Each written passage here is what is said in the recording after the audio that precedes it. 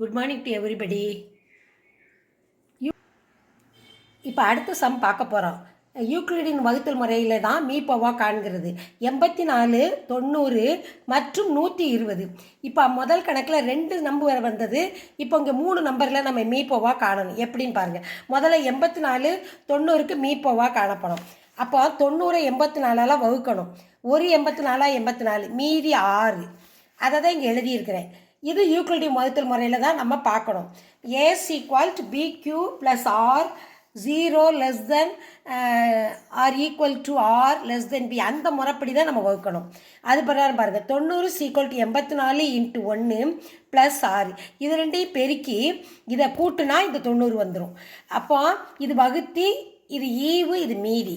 சரி, இப்போ அடுத்த ஸ்டெப் என்ன செய்யணும்? இந்த 84ஆல் 6 வகுக்கணும். இப்போ 84ஆல் 6 வகுக்கும் பொழுது ஓர் 6, மீதி 2, 4 24. அப்போ மீதி 0 வர்ற வரைக்கும் இந்த யூக்ளிடின் வகுத்தல் முறையில் செஞ்சுக்கிட்டே வரணும். 0 வந்தால் ஸ்டாப் பண்ணிடுறோம். அப்போ இங்கே பாருங்கள். 84 ஈக்குவல் டு 14 இன்ட்டு 6. இது ரெண்டையும் பெருக்கினா 84 வந்துருச்சு. மீதி 0. அப்போ இதுதான் இதனுடைய மீப்போவா 6.